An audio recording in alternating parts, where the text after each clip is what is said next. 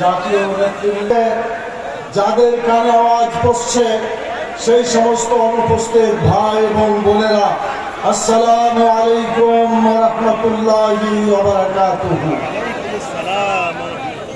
আপনারা সবাই ভালো আছেন? আলহামদুলিল্লাহ, আমরা সবাই ভালো আছি। ভালো থাকার কারণে আপনাদের কাছে আমরা আসতে পেরেছি, আপনারাও পেরেছেন। আল্লাহ তাআলা আমাদেরকে দুনিয়াতে পাঠার উদ্দেশ্য সম্পর্কে সুন্দর করে বলেছেন, কুনতুম খায়রা উম্মাতিন উখরাজাত লিন-নাস তা'মুরুনা বিল মা'রুফ ওয়া তানহাউনা আনিল মুনকার। তোমরা শ্রেষ্ঠ জাতি, তোমাদেরকে বেছে বের করা হয়েছে মানুষের কল্যাণের জন্য। আর এই কল্যাণ প্রতিষ্ঠা করতে হলে ন্যায়ের আদেশ দিতে হবে, অন্যায়ের বিরুদ্ধে প্রতিরোধ করে তুলতে হবে। সম্মানিত ভাইরা, আল্লাহর এই আয়াতকে সামনে রেখে আমি আপনাদের কাছে জিজ্ঞেস করতে চাই, দুনিয়ার জীবনটা কি আমাদের সবশেষ, না আখিরাতে একটা জীবন আছে? জোরে বলতে হবে, আখিরাতের জীবন আছে। সেই জীবনে কি কল্যাণ পেতে চান? রব্বানা আতিনা ফিদ দুনিয়া হাসানাহ ওয়া ফিল আখিরাতি হাসানাহ ওয়া কিনা আযাবান্নার। দুনিয়াতে আল্লাহর কাছে আমরা কল্যাণ চাই, আখিরাতেও কল্যাণ চাই, জাহান্নামের আগুন থেকে বাঁচতে চাই। সম্মানিত ভাইরা, এটা শুধু আমরা বাঁচতে চাই না যারা এখানে উপস্থিত হয়েছি, সারা দুনিয়ার ইমানদার মানুষেরা সবাই বাঁচতে চায়।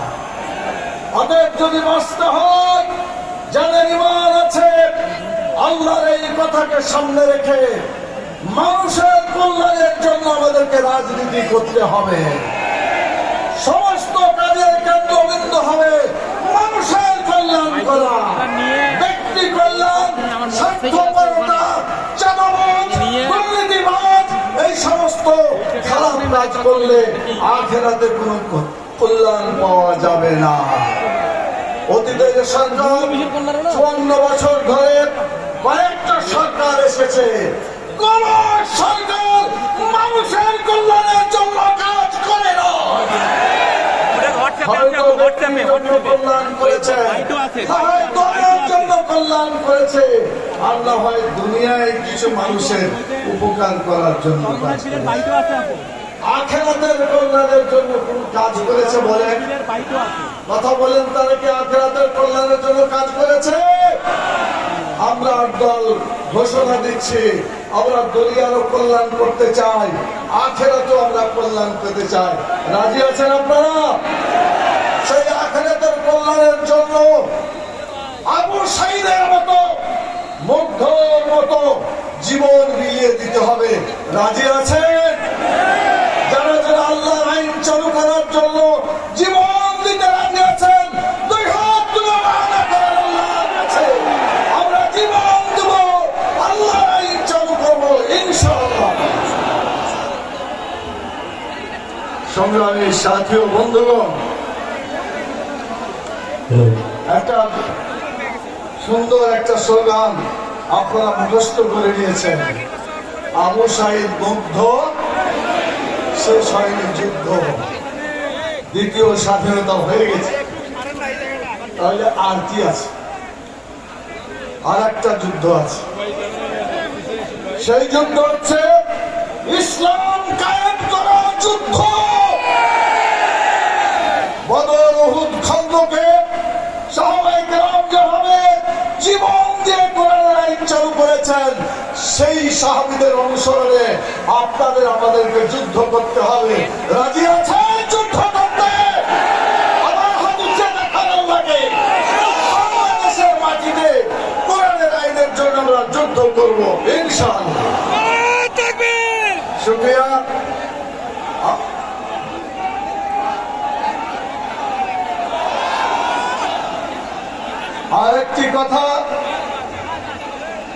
আরেকটি কথা বলতে চাই, সেটি হলো আল্লাহ তাআলা বলেছেন ইসলামী রাষ্ট্র কায়েম তোমরা করবা, তো কায়েম করলে কি কাজ করবে? আল্লাহ তাআলা 4টা কাজের কথা বলেছেন। কয়টা কাজের কথা বলেছেন? আল্লাযীনা ইম্মাক্কানাহুম ফিল আরদ আকামুস সালাত ওয়া আতাউয যাকাত ওয়া আমারু বিল মারুফ ওয়া নাহাউ আনিল মুনকার। তাহলে মাইক্রোফোন নিয়ে আইছেন, আমি গাড়ির কাছে গেলাম। রাষ্ট্র ক্ষমতা যদি তাদের হাতে আসে, নামাজ কায়েম করে মানুষের চরিত্রকে ভালো করে দিতে হবে, যাকাত চালু করে মানুষের ক্ষুধা দারিদ্র এগুলো দূর করে দিতে হবে, ভালো কাজ চালু করে মানুষের জীবনে শান্তি প্রতিষ্ঠা করতে হবে, খারাপ কাজ বন্ধ করে মানুষকে অশান্তির হাত থেকে রক্ষা করতে হবে। এই 4 দফা কাজ করতে রাজি আছেন? তাহলে আপনাদের আমি বলবো আগামী নির্বাচনে কোরআনের আইন চালু করতে তো রাজি আপনারা, কি বলেন? এই কোরআনের আইনকে চালু করতে হলে আপনাদেরকে ঐক্যবদ্ধ থাকতে হবে, পারবেন? আবু সাঈদের জেলার লোকেরা রংপুরে আবু সাঈদের বাড়ি, তিনি যদি জীবন দিয়ে একথা বলতে পারেন তার যুদ্ধের টার্গেট ছিল উই ওয়ান্ট জাস্টিস, আমরা সুবিচার চাই। আমি আপনাদের জিজ্ঞেস করতে চাই, ইসলাম কায়েম হওয়া ছাড়া দেশে কি সুবিচার কায়েম হতে পারে?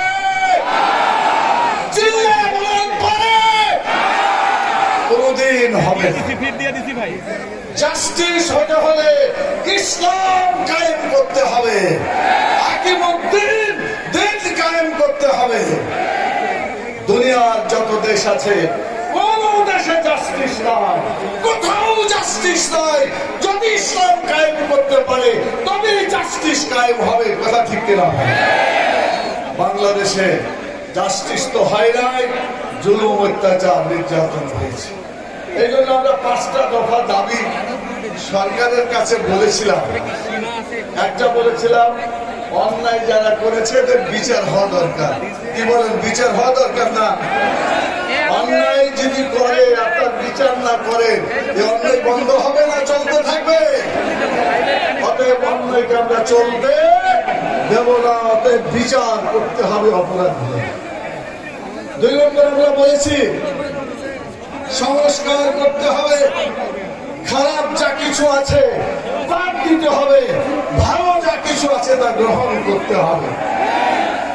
আমরা বলেছি অতীতে চোর ডাকাত যেভাবে চুরি করে ডাকাতি করে ভোটের বাক্সগুলোকে সেভাবে চুরি করেছে, ডাকাতি করেছে, কথা ঠিক না? 2014-তে কি হয়েছে? বিনা ভোটে নির্বাচন হয়েছে। 2018-তে কি হয়েছে? দিনের ভোট রাতে হয়ে গেছে। আর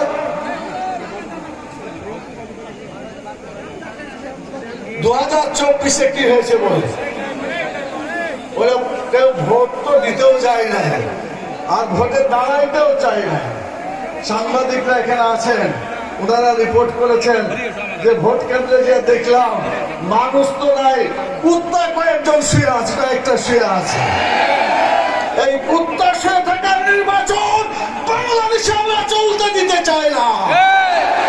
গণভোটের মাধ্যমে ভোটের চরিত্র পাল্টাতে হবে, কথা ঠিক কেনা বলেন? আচ্ছা, গণভোট হলে ক্ষতিটা কি?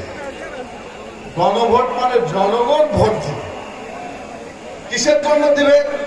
রাজনৈতিক দলগুলা একমত হতে পারছে না, তো ঝগড়া যখন তারা মিটাইতে না পারে একটা নিয়ম আছে, অতীতও হয়েছে, যে তোমরা বাদ দাও রাজনৈতিক দল, আমাদের হাতে ছেড়ে দাও গণভোট, আমরা ঠিক করে দেব কোনটা ঠিক। অতএব এই গণভোট হওয়াটা জাতির জন্য ভালো লক্ষণ, আর না হওয়াটা খারাপ লক্ষণ। যারা গণভোট হতে দিতে চায় তারা জনগণের জন্য ভালো কিছু করতে চায়, কথা ঠিক কিনা বলে? আর যারা গণভোট হতে দিতে চায় না, অথবা গণভোটের রেজাল্ট যাতে না আসে, সেই জন্য গণভোট যেদিন হবে সেই দিনে সংসদ নির্বাচন হবে। আচ্ছা বলেন তো, গণভোট ঠিক করবে সংসদ নির্বাচনকে, কিন্তু একই দিনে যদি গণভোট হয় তাহলে গণভোটের এই রায় সংসদ নির্বাচনকে কোনো ভালো কিছু করতে পারবে? এত সোজা কথা কেন তারা বুঝে না? আমি সত্যি করে আমিও বুঝি না। তো আপনারা বলেন আগামীতে গণভোট যখনই হোক যেভাবেই হোক আমরা আগে চাই, তাহলে গণভোটের পক্ষে আপনারা হা বলবেন। কি বলবেন? মানে হা জয়যুক্ত হয়েছে, বলেন হা জয়যুক্ত হয়েছে, হা জয়যুক্ত হয়েছে, হা জয়যুক্ত হয়েছে। খালি মুখে বলেন, হাত তুলে দেখান, দেখেন গণভোট হা জয়যুক্ত হয়েছে, হা জয়যুক্ত হয়েছে। বলেন আলহামদুলিল্লাহ, গণভোট জয়যুক্ত হয়ে গেল। যারা গণভোট চাইল না অথবা যারা গণভোটের বিপক্ষে আছে তারা পরাজিত হয়ে গেল এবং পরাজিত হবে ইনশাআল্লাহ। এই পরাজয় কেউ ঠেকাইতে পারবে না। সংগ্রামী সাথী ও বন্ধুগণ, সর্বশেষ কথা বলে আমি আমার কথা শেষ করতে চাই। সেটি হচ্ছে এই সমস্ত চোর ডাকাত যারা ছিনতাই করে বাংলাদেশের মাটিতে তাদের জায়গা আগামীতে হবে না ইনশাআল্লাহ। আমরা বলতে চাই যারা বলছে শরীয়তের আইনে বিশ্বাস করি না, আপনারা বলেন বাংলাদেশের 70-90 জন মানুষ কোরআন হাদিসের আইনে বিশ্বাস করে না করে না? করে। এখন যারা বলছে করি না তাদেরকে কি ভোট দেওয়া উচিত? আমি জানি না জনগণ কি ফয়সালা করবে। আমার মনে হয় জনগণ ঠিক ফয়সালা করবে ইনশাআল্লাহ। শেষ কথা বলছি, সেটা হলো যে আমরা বিচারের কথা বলেছিলাম একটু আগে। একজন বলেছেন অন্যায় যে করে আর অন্যায় যে করতে সাহায্য করে দুজনের অপরাধ কি আলাদা না সমান? যদি বলেন আলাদা না সমান, তাহলে একটাকে যদি তার কাজ কাম নিষিদ্ধ করা হয়, যাদেরকে যারা তাদেরকে সাহায্য করেছে তাদেরকে নিষিদ্ধ করা কি ঠিক হবে না?